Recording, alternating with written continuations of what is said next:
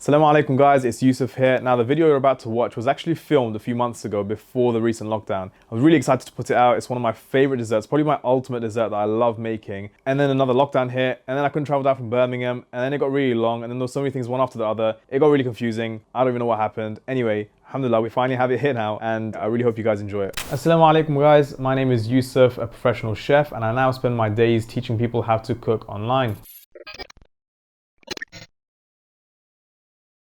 So today on Made Halal, we are making cheesecake. Not just any old cheesecake, we are making a New York baked cheesecake, one of my favorite desserts. And I remember actually trying this in New York and I thought it was one of the most amazing things, and so I want to bring it here for you guys. Okay, so this baked cheesecake comes in three parts. We have our biscuit base, we have the filling, and we have the topping. So starting off with the biscuit base, I've gone with one large packet of Digestives. All the detailed measurements will be in the description, so go ahead and check it out. Now in a large bowl, what we're going to do is crush our digestive biscuits. You can use a food processor if you would like. It all depends on the kind of equipment that you have. I'm just going to crush it in a bowl. And once it's in a nice fine crumb, what we're going to do is add some melted butter to this. I've gone for about 125 grams of melted butter, pouring it in and mixing it completely. You don't want to oversaturate it, so you just want to mix it enough so that it forms a sort of wet sand type consistency. And what we're going to do now is line a springform tin. I'm using a 24 centimeter springform tin in this instance. Of course, you can tailor this recipe if you've got a smaller tin. So if your tin is about 12 centimeters, then just half this recipe. And if you want to make more, of course, you can double or just work out the measurements like that. To line this tin, what I'm going to do is I'm going to use something called a cartouche. Now trust me, it's not as complicated as it sounds. It's just like a sort of paper circle, if that makes sense. What I've done is I've taken a square piece of baking paper, folding it in half again, folding it into a triangle and into another triangle once more, putting the center point of this into the center of my dish and then pressing it across until it reaches the edge, marking that point and tearing a sort of curve off. And when you open this up, it should fit the bottom of your pan perfectly. This will really help to stop any sticking from happening, and it's just a really simple way to form the perfect circle for your pan. This technique of a cartouche can also be used to prevent stuff from evaporating if you're cooking a liquid. It's really quite versatile. Once the cartouche is at the bottom of our springform tin, you're going to take the biscuit and press it down into the tin. This might seem like a lot, and what we're going to do is we're going to press it. You can use the bottom of a glass, you can use a spatula, a spoon, absolutely anything. We're going to press it flat down and also work it along the sides. It doesn't have to be perfect. This is a very sort of rough type of dish. You just want to get that nice crust forming all around it. It's quite a nice kind of rustic feel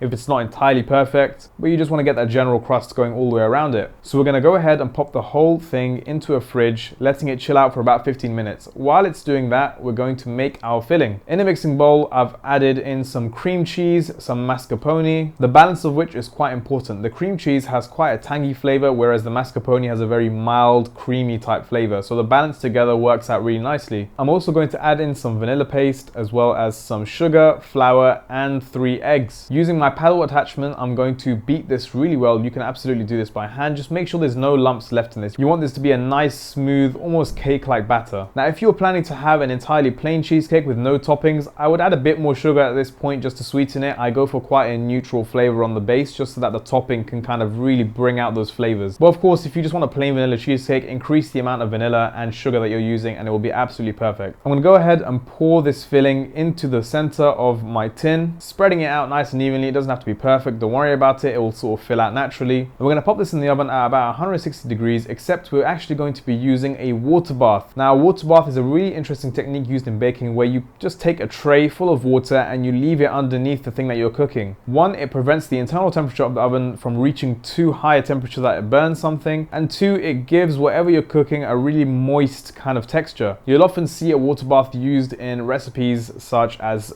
sponges. So what I'm going to do is place this tray just directly beneath the tray that I'm putting the cheesecake on. What this will do is it will stop it from giving the cheesecake a crumbly, overcooked kind of texture, and we're looking for a nice sort of jelly-like, almost really smooth texture in our cheesecake, and using a water bath will help us. I'm going to bake this for about 30 to 40 minutes before I switch off the heat and just let it rest in there allowing it to internally cook and set. And while it's resting in the oven, I'm just gonna go ahead and make a quick filling. Now for this recipe, I'm gonna use the one that I always go to, which is a blueberry topping. You can use any berry. You can even go a bit wild and use nuts or chocolate or anything like that, or even a totally different decoration. If you try something a bit more unique, go ahead and show us on Instagram. So all I'm gonna do is take a punnet of washed blueberries, add in just about a tablespoon or two of sugar, mixing that in along with about a tablespoon or two of water as well. You can use lemon juice if you want. And we're gonna cook this down so that we get a lovely gooey rich blueberry sauce. So now that the cheesecake is ready, I'm going to release it from the springform tin and just cut one slice out just to show you without the blueberry, because I want you to see that cross section. And as you can see, the top is caramelized beautifully, just a little bit, and you can see that crumb coating on the bottom especially and around the side. And the most important thing, you can see that texture in the middle. It's so silky. Even if you were to push the plate that it's in, it would have a nice little jiggle. It's not too crumbly and dry. That's all from the water bath. So I really recommend that you use the water bath in this. It's going to give you that lovely silky texture. And now for the rest of this cheesecake, I'm just going to pour that blueberry topping all over it. I'm not even going to spread it. I'm going to let it naturally seep into the cracks of the cheesecake, and it's going to add that lovely flavor. As you eat into that vanilla cheesecake, you're going to get little hints of the acidity and the sweetness from the blueberry. It really wakes it up. And you can absolutely do this with raspberries or cherries, for example. Whatever fruit or topping that you use, I'm sure it will be delicious. But the most important thing, how does it taste?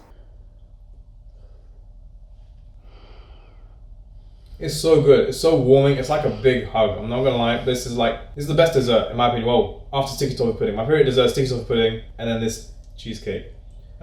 It's amazing. Honestly, like one of the best desserts I make. Amazing. Great. Really good.